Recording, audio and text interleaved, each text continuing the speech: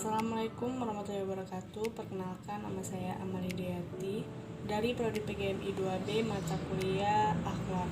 Dosen pengampu Ibu Ana Mariati, Magister Pendidikan. Baiklah, di sini saya akan menjelaskan materi tentang memprioritaskan akhlak kepada Allah Subhanahu wa taala. Kalau kita bicara dan menyebutkan tentang akhlak, yang terlintas dalam benak dan bayangan kita adalah bagaimana kita bersikap baik kepada sesama manusia, misalnya kepada orang tua, kepada guru, kepada tamu, atau yang lainnya. Jarang atau mungkin tidak pernah terlintas dalam benak kita adanya akhlak yang lebih agung daripada itu semua, yaitu akhlak kepada Allah Subhanahu wa taala. Allah Subhanahu wa taala telah mengisyaratkan hal ini dalam firman-Nya, yaitu dan Tuhanmu telah memerintahkan supaya kamu jangan menyembah selain Dia, dan hendaklah kamu berbuat baik pada ibu bapakmu dengan sebaik-baiknya. Jika salah seseorang di antara keduanya atau kedua-duanya sampai berumur lanjut dalam pemeliharaanmu, maka sekali-kali janganlah kamu mengatakan kepadanya perkataan dan janganlah kamu membentak mereka, dan ucaplah kepada mereka perkataan yang mulia. Quran Surah Al-Isra ayat 23. Dalam ayat di atas, Allah Subhanahu wa taala memerintahkan kita untuk menjaga akhlak kepada orang tua kita. Kedua orang tua kita adalah manusia yang paling berhak dan mendapatkan sikap dan perilaku yang baik dari kita. Sebelum Allah Subhanahu wa taala menyebutkan perintah berbuat baik alias berakhlak kepada orang tua, Allah Subhanahu wa taala terlebih dahulu menyebutkan haknya, yaitu perintah untuk beribadah hanya kepada Allah Subhanahu wa taala dan tidak menyekutukannya dengan suatu apapun. Hal ini mengisyaratkan kita akhlak kepada Allah Subhanahu wa taala, yaitu tauhid, adalah hak yang lebih baik, lebih agung, dan harus diperhatikan sebelum hak kedua orang tua kita.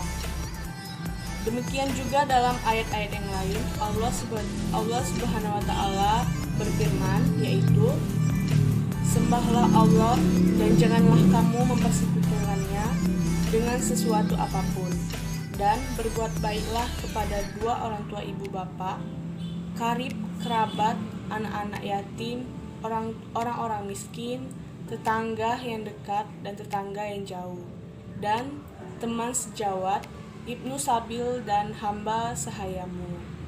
Sesungguhnya Allah tidak menyukai orang-orang yang sombong dan membangga-banggakan diri. Quran Surah An-Nisa ayat 36. Dalam ayat di atas, sebelum Allah Subhanahu wa taala memerintahkan manusia untuk berakhlak kepada sesama manusia, yaitu 9 golongan yang Allah sebutkan, atau orang tua, kerabat, anak yatim, orang miskin, tetangga yang dekat, tetangga yang jauh, teman sejawat, ibnu sabil, dan budak. Allah Subhanahu wa taala memerintahkan untuk berakhlak terlebih dahulu kepada Allah Subhanahu wa taala, yaitu mentauhidkannya dalam beribadah. Hal ini menunjukkan tanpa akhlak kepada Allah Subhanahu wa taala, semua itu hanyalah sia-sia belaka dan tidak ada nilainya di sisi Allah Subhanahu wa taala. Sebaik apapun akhlak orang kafir kepada sesama manusia, mereka adalah sejelek-jeleknya makhluk di sisi Allah Subhanahu wa taala. Hal tersebut menunjukkan bahwa akhlak kepada Allah Subhanahu wa taala adalah yang menjadi pokok, sedangkan akhlak kepada sesama manusia atau sesama makhluk hidup secara umum itu sekedar mengikuti setelah seseorang memiliki akhlak kepada Allah Subhanahu wa taala. Sehingga meskipun manusia itu memiliki akhlak yang baik kepada sesama manusia, misalnya jujur, tidak pernah mengganggu dan menyakiti orang lain, tidak pernah korupsi, amanah jika diberi jabatan, dan lain-lain.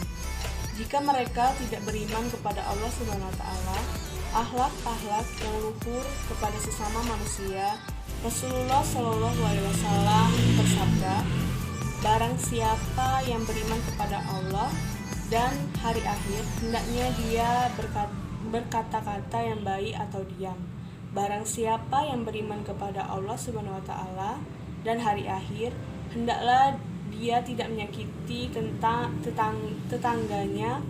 Barang siapa beriman kepada Allah Subhanahu wa taala dan hari akhir, hendaklah dia memuliakan tamunya.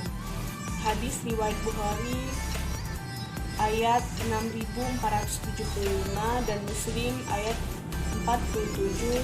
Lafaz hadis ini milik Bukhari. Hadis di atas menunjukkan bahwa di antara konsekuensi kesempurnaan iman kepada Allah Subhanahu wa taala adalah memiliki akhlak yang baik kepada sesama manusia. Baiklah, semoga penjelasan materi tadi dapat menjadi pengingat bagi kaum muslimin untuk memperbaiki akhlak kepada Allah Subhanahu wa taala. Kemudian memperbaiki akhlaknya kepada sesama manusia dan sesama makhluk secara umum. Jika ada kesalahan, saya mohon maaf, dan kepada Allah saya mohon ampun. Saya akhiri, wassalamualaikum warahmatullahi wabarakatuh.